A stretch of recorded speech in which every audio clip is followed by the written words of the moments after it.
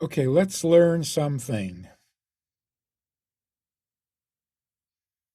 We're reading about the birth of Yitzchak, the first human being born to Jewish parents. Avraham was not. So Yitzchak is the first Jewish child born Jewish. Now, when we mention our patriarchs, of course, we say Avraham, Yitzchak, and Yaakov, our three forefathers. Confusing.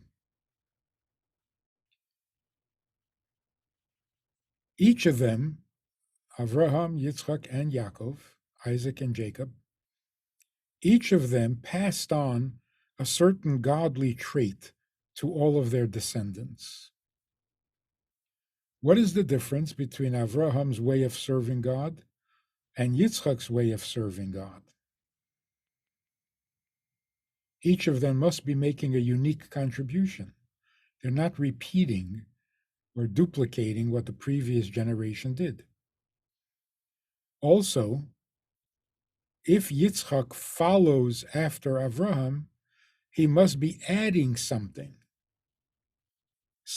more intense, more significant. In other words, each generation moves us along progressively so that we're getting closer to our goal. Most people think that each generation does less, but that can't possibly be because then we would end up at zero. Before I continue with my monologue, where I do all the talking, I want to invite you to a VIP session, a Zoom session, in which we get together to actually have a conversation and discuss all things Jewish, all things holy, all things healthy. So click on the link below and join us where we can have a two-way conversation. So every generation adds more godliness to the previous generations. We are making progress. We are getting closer to the perfection of God's plan, not further away. So let's take a look at what did Avraham bring to the world and what did Yitzchak bring to the world.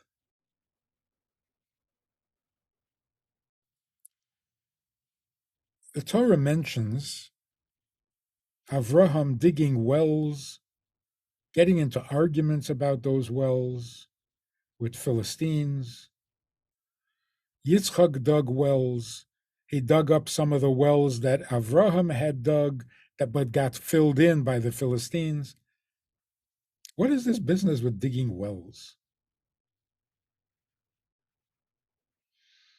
There must be something very significant and meaningful that the Torah bothers to mention that they dug wells, which wells, the name of the well. I mean, it's like a huge thing. So it's obviously not just a necessity. It's not just having running water near your house.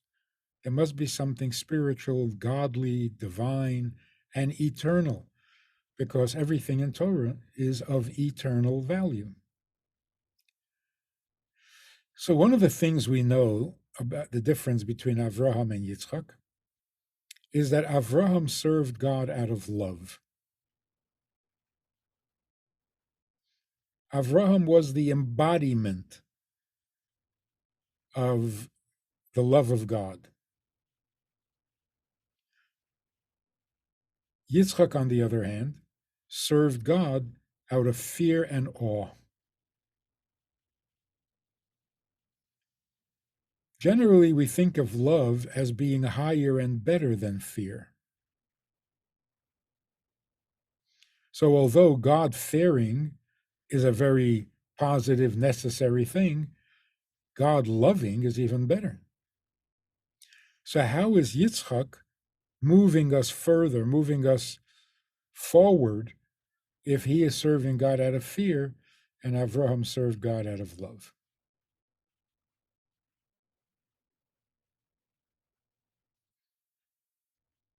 So,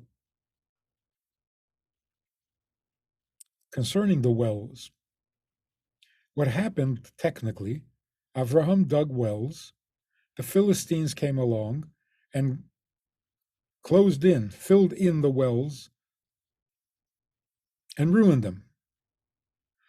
Yitzchak redug those same wells, and the Philistines did not ruin them a second time. I guess they were more in awe of Yitzchak than they were of Avraham. But let's understand the meaning of that. The world was basically into idol worship. In the times of Avraham, everybody was worshiping idols. Not that they didn't believe in God. Of course they did. They knew that God was the creator, not the idols. They considered the idols lesser gods. But they knew that there was one God who created the world and everything in it. They referred to God as the God of gods. So why the idols? They were convinced that God is infinite, eternal, endless, and so on, and therefore it would be inappropriate for God to get involved in the affairs of the earth. God created the earth, but God is not a farmer who is going to worry about bringing bread out of the ground.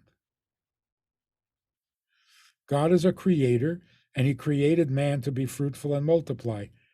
God does not get involved in the fertility or infertility of a woman or a man. In other words, God created the world, but he left it in the care of smaller gods who get involved in the everyday affairs, and God went off to do something else or nothing else, whatever. In other words, they believed in God, they did not believe that God runs the world. They thought it was beneath his dignity to do that. So God appoints lesser gods like the sun, the fertility god, the thunder god, and they take care of all of the needs of human beings. And that's why, if you're going to pray, don't pray to God. What are you asking God to help you with your ingrown toenail? That's blasphemous. For that, you have to pray to the toenail god, whoever's in charge of that department, which seems quite respectful and decent and thoughtful. And why is idolatry so wrong? The reason idolatry is wrong is because you're behaving as if the sun has the option of shining or not shining, of making things grow or not making things grow, and you have to appeal to him, to the sun, in order to get him to do his job. Or the moon can shine or not shine, and you have to convince the moon to be nice. And of course, the sun and the moon have a lot of power, and they have a great effect on the earth, but they don't have freedom of choice. It's not optional. The sun shines because that's all it can do. So, thanking the sun, worshiping the sun, pleading with the sun is completely pointless, meaningless, and misleading. And when you go to a restaurant and you enjoy the experience, you leave the waiter a tip. Now, the food does not belong to the waiter. The store does not belong to the waiter. The waiter did not create the store. He's just the waiter. So why do you tip the waiter when it's not his food and it's not his store and he is not the creator?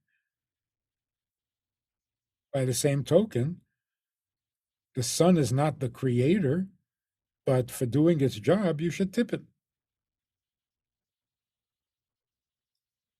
Give the sun a little appreciation, recognition. Not a good comparison. The waiter did not create the store and it's not his food, but he has the option of serving politely or not. He has freedom of choice. So if he does his job, which is not creating the store, just bringing the food, but if he does it properly, if he does it conscientiously, if he does it politely, respectfully, for that choice that he made, he deserves a tip. The sun has no such choice. The moon has no such choice. The earth has no choice as to whether it's going to produce flowers or not, produce wheat or not. So tipping the earth or the sun is completely false and a denial of God's presence in the world and function in the world. So everyone at that time, in the days of Avraham, everyone believed in God. It's impossible not to. It was too early after creation to forget God. Too soon after the flood to forget God.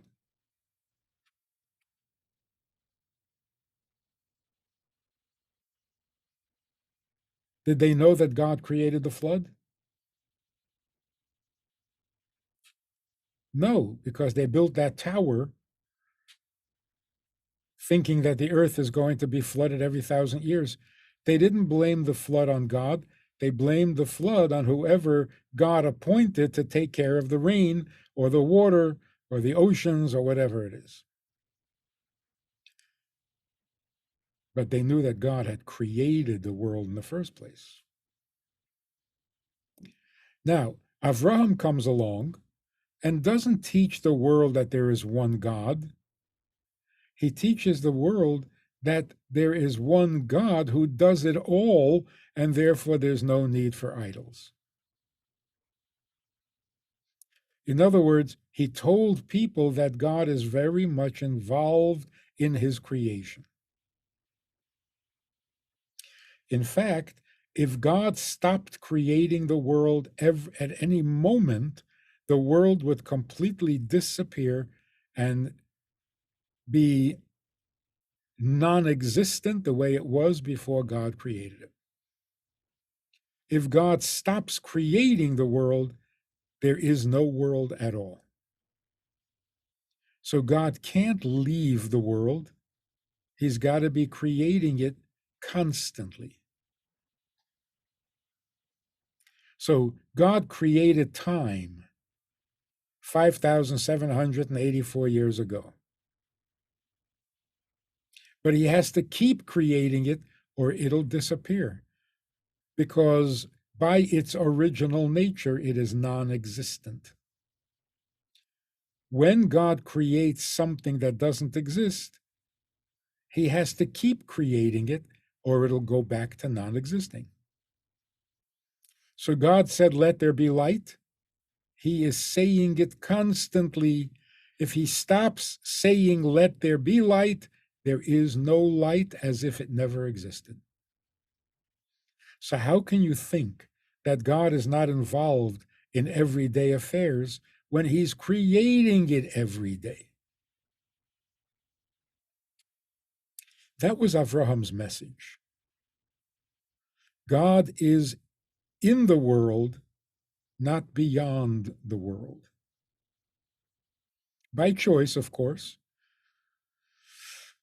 He's not restricted. He chooses to be involved in every detail of creation. And so when we read that God provided food in the desert, manna that fell from heaven, so, well, Why would he get involved in that? He's always involved in providing for his creatures. At that time, he provided it miraculously. Usually, he provides it by making the plants grow and the wheat grow and the fruits grow. He's providing us all the time. Otherwise, there would be nothing. This was Avraham's revolution. Not that there's a God, but to know how God works. Now, in every project, when you want to introduce something new, there are certain stages and certain steps. At first, you introduce a new idea, something people have never heard and never knew before. And so what happens? They attribute it to you. They quote you. Avraham was very successful. Thousands of people understood what Avraham was teaching them, and they walked around saying, "Did you hear what Avraham says?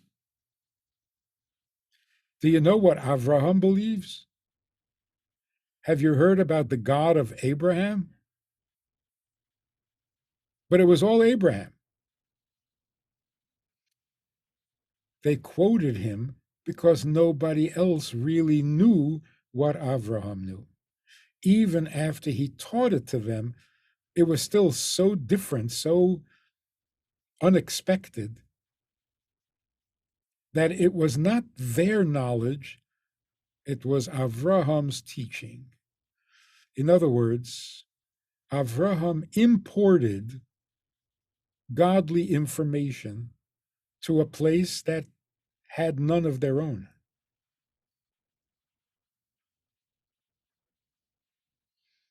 Digging a well, it doesn't mean just one spot in your backyard with a bucket.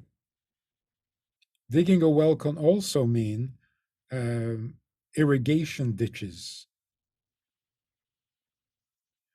Avraham brought water to where there was no water, spiritually and physically. Now, when you bring water to a place that has no water, you're importing it. The water is not native or organic to the place where it's brought, it's imported. How difficult is it to plug up an irrigation ditch and prevent the water from reaching its destination? It's the easiest, simplest thing. You throw in a couple of rocks and that's it. So the Philistines went and plugged up the water troughs or the water ditches and undid what Avraham had accomplished. What is the second stage in teaching or revolutionizing people's awareness, people's understanding? At first, it's a foreign idea that appeals to people, but it's coming from someplace else. The second stage is it's got to become yours. This idea, this information, this knowledge, this awareness has to become organic to you. Otherwise, you don't really get it. Like nobody that I've ever heard said 2 and 2 is 4 and quoted their kindergarten teacher. Mrs. Robinson told me that 2 and 2 is 4. I never heard anybody do that. Why don't people quote the author of that knowledge and give attribution? Who told you that 2 and 2 is 4? 2 and 2 is 4 has become so absorbed into our own understanding that it's not foreign anymore. It's not a quote, it's a fact. And you don't have to quote the author of a fact. When Yitzchak came around, the second generation, he didn't bring godliness to people. He dug deep and revealed the godliness in the people. That's the difference between digging a well in your property and then making irrigation ditches to someone else's property who doesn't have his own well. Yitzchak said, no, no, no, none of that. In your own property, dig deep enough, you will find water. And that water will be native to your land. If it's native to your land, you can't really block it. You can't prevent it from being there. It's natural to that place. So Yitzchak helped the world mature in their understanding of God's involvement. So people didn't run around saying, did you hear what Yitzchak said? The God of Yitzchak? Nobody said that. It became their God because he brought it out from within the person. He didn't bring it down from heaven.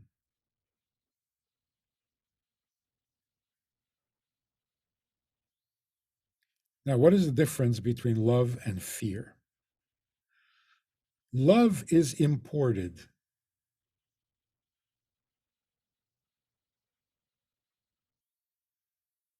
A person who is loving walks into a room where there is no love, and he introduces love.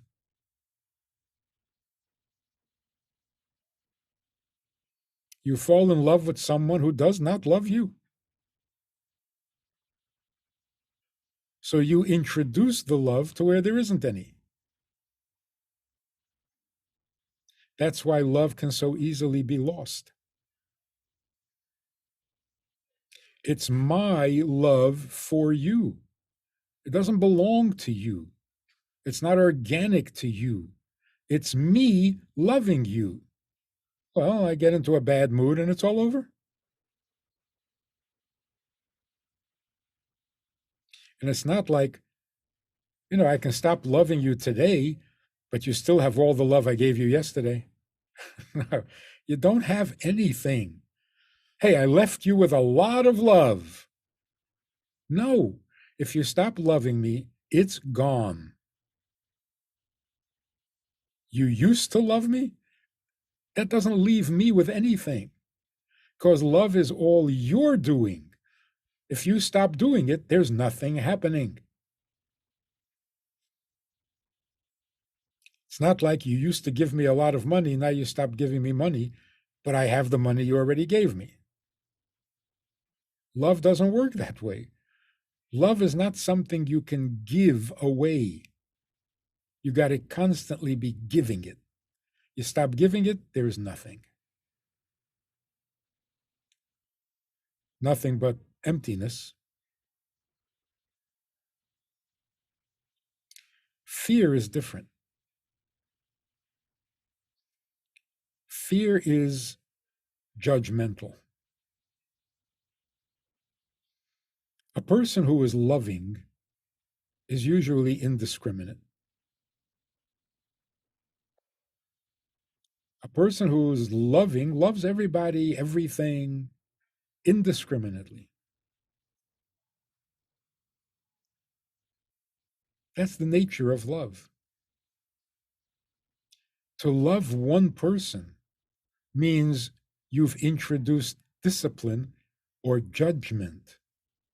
Love itself does not restrict itself. A person who is kind-hearted and a loving type of person loves everybody equally because there's no judgment. So why should I love you more than anybody else? Judgment begins with fear. They're very closely related.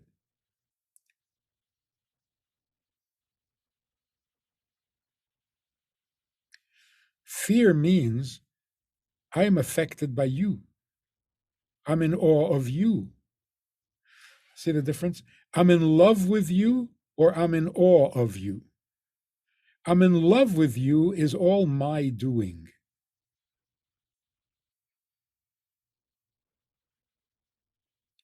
I'm in awe of you is all you're doing. You're awesome. So awe means I'm reacting to you. If I stop being in awe of you, you're still awesome.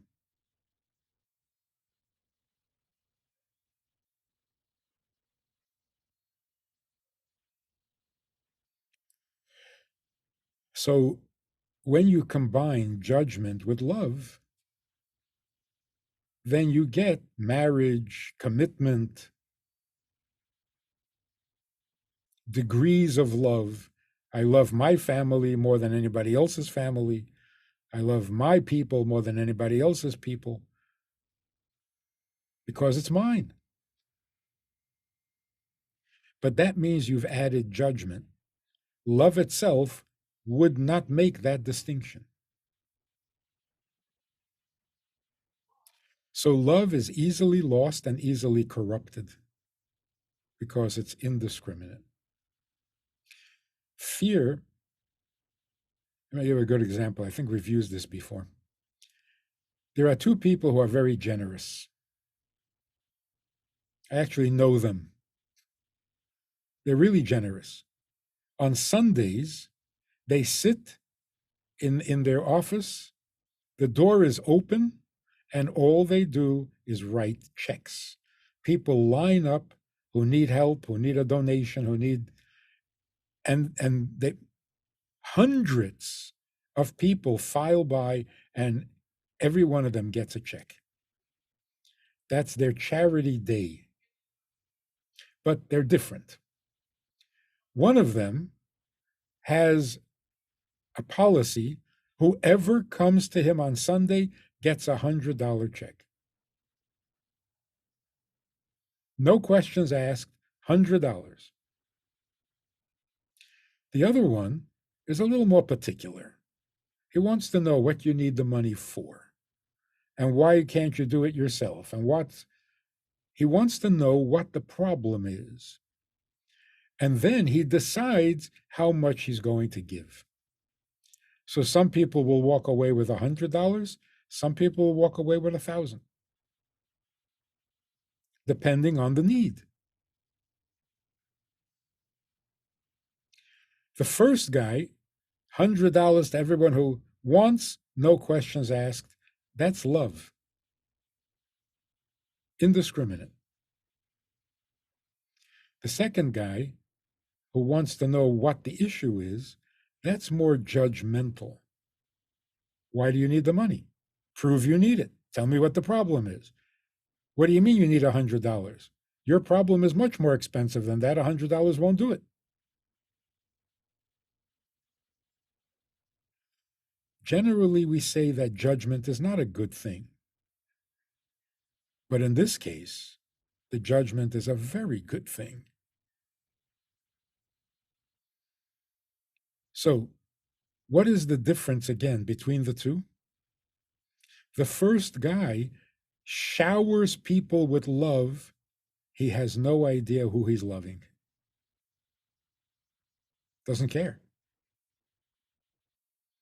The second guy actually engages with the person. He needs to know who you are, what's going on, what is your problem, what is your need. He actually gets closer to the people than the first guy, and yet the first guy is acting out of love, unconditional love. And the second guy is acting out of judgment, and he's getting closer.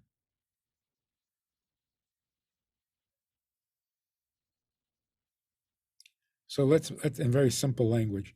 Avraham told people God is involved. Don't thank me for the food, thank God for the food. Yes, he brings food out of the earth and he makes fruits grow on trees. He is the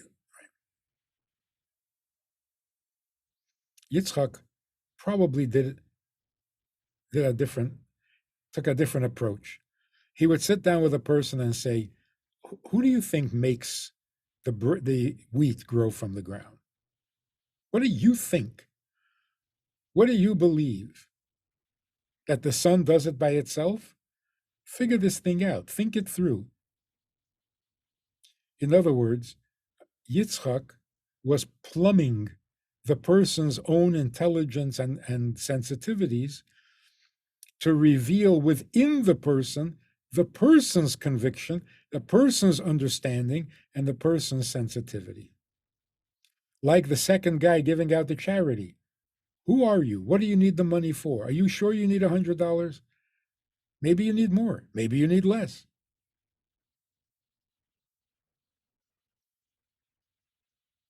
By the time Yitzchak inspired a person, it was never going to go away because it had become the person's way of thinking, the person's experience,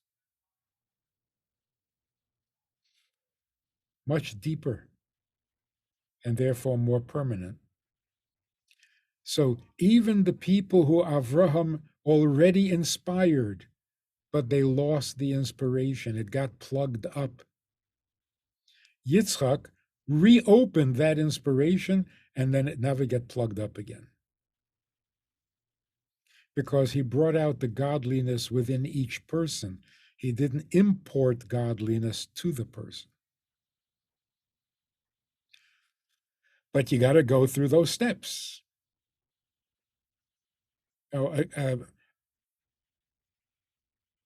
a kindergarten teacher doesn't ask the students for their opinion.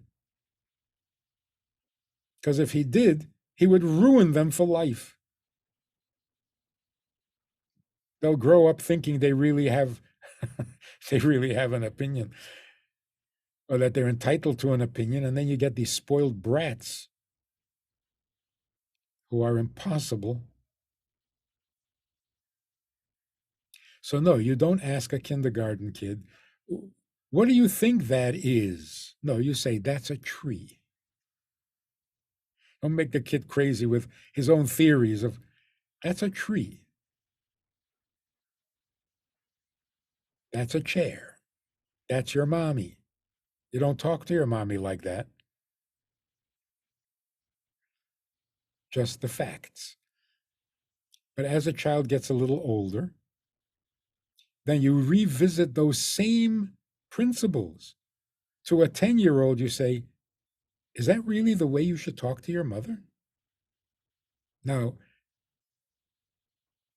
you're cultivating it within the child rather than informing the child. That's how things develop. God needs to become organic to the world, not an imported faith, not a religion. Religion is a failure if you don't follow it with education.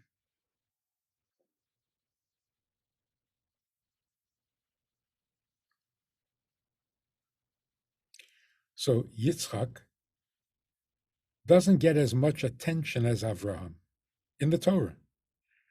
Very little is said of Yitzchak compared to what is said about Avraham. And that's because he was no longer the center of attention. The people he educated had their own conviction now.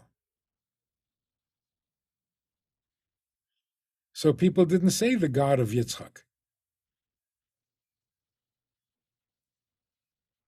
Yitzchak made it their God. Then we're going to learn about Yaakov, about Jacob. What was his contribution and what do we inherit from him? If Avraham served God with love and Yitzchak served God with awe, Yaakov served God with compassion. Those are the first three emotions in uh, the divine attributes: kindness, judgment, compassion. Compassion is different from kindness. What's the difference between a kind person and a compassionate person? A kind heart or a compassionate heart? What's the difference?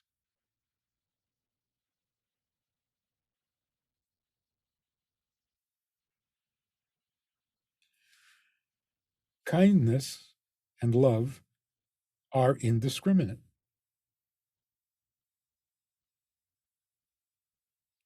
Compassion is never indiscriminate.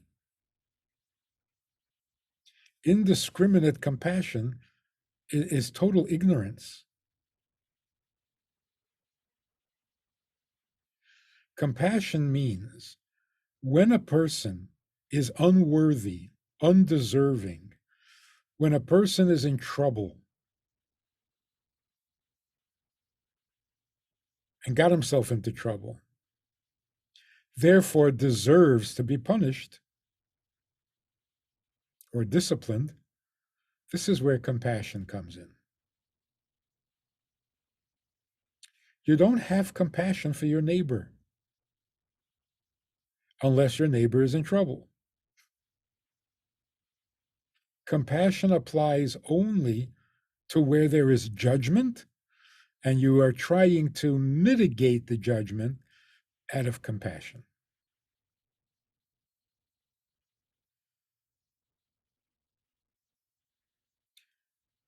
A guy is brought into court, accused of a crime. The judge has to be very judgmental. He can't be compassionate, he can't be sympathetic. He's got to look at the facts cold bloodedly and come to a decision based on the evidence. That's why the Torah tells us many times, don't favor the poor, even though you have compassion for them. You're a judge,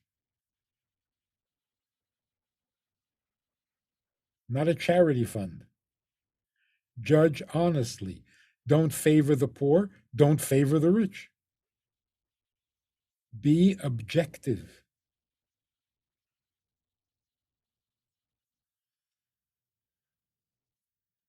Follow the evidence. After the judgment is passed and the man is found guilty, now you can introduce compassion. What kind of punishment should he get? You can be compassionate in the punishment, in the sentencing. You cannot be compassionate in the judging. In fact, the compassion is usually commensurate with the judgment. If the judgment says you are guilty of a heinous crime, oh, there's a lot of compassion for a guy like that. If the judgment is you are guilty only of a little negligence, all right, there's not much need for compassion.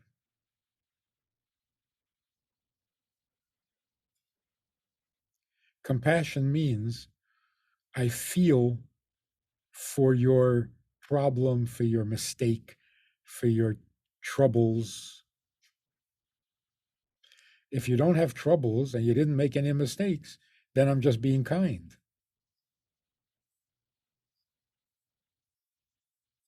So the question is, can you serve God with compassion? Compassion for God?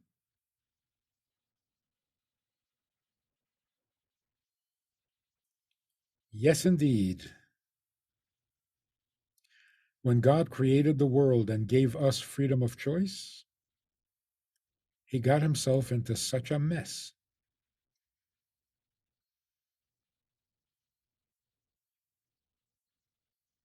He desperately wants the world to move in a certain direction, but people with freedom of choice can refuse, can spite him, can defy him, and he has to put up with it because he does not interfere with your free choice.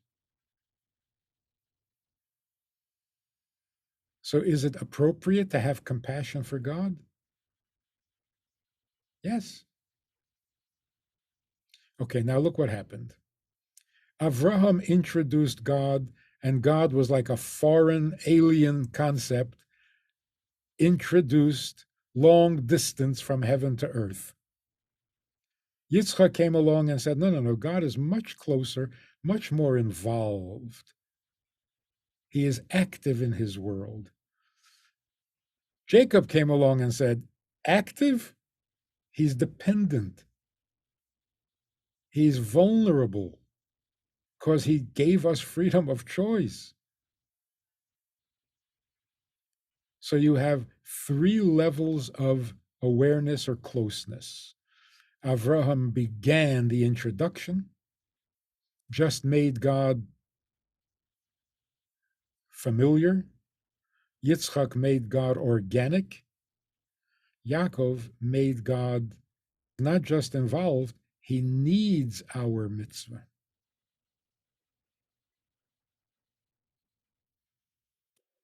Because it's really up to us now, since he gave us freedom of choice and will never take it away. Then how is his world going to become what he wants it to be?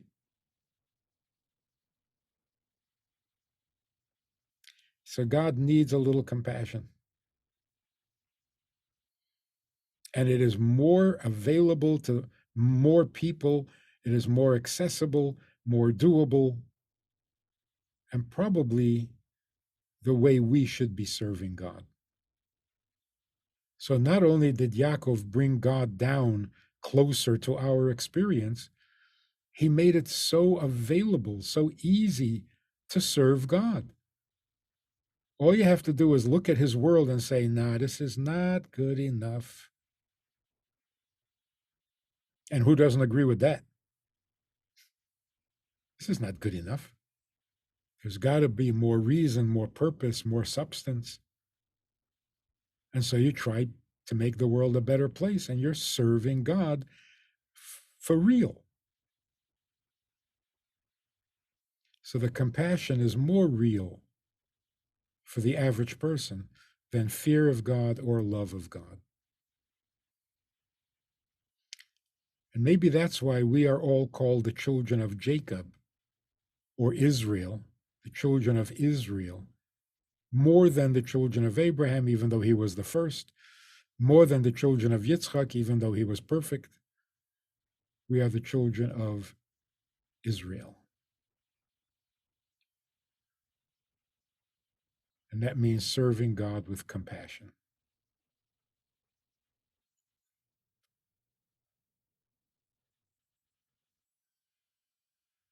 I could imagine that this could bring peace to the world. If all the hyper religious people would just admit they don't love God because they have no idea who God is, they don't fear God, it's just the pain that they're afraid of. Let's put that aside. Let's be real and serve God out of compassion. There'd be no wars.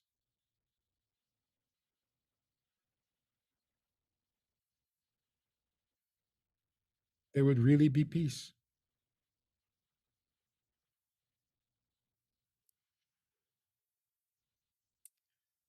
See, love and fear are extremes. They're at polar opposites to each other. They always create a backlash.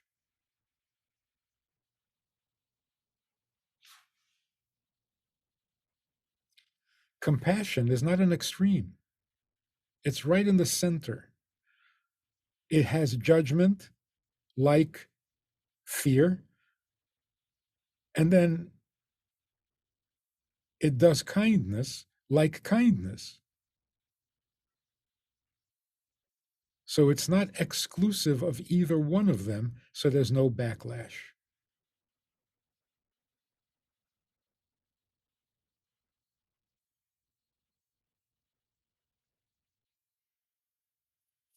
And that's why Avraham had a backlash. His son Yishmael rebelled. Yitzchak had a backlash. His son Esav rebelled. Jacob had no backlash.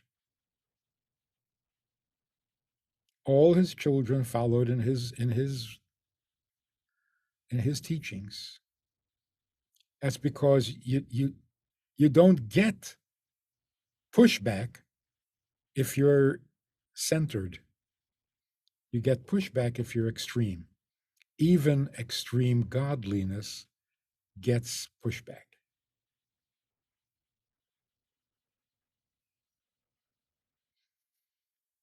Kindness and judgment are extremes. Compassion is perfect center. So the only way for there to be peace is if we serve God with compassion.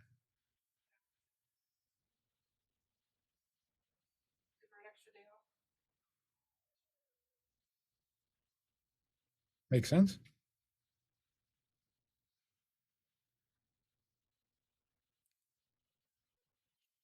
Pastor, how are you? You So getting I rested? can, yeah, I'm very good. Thank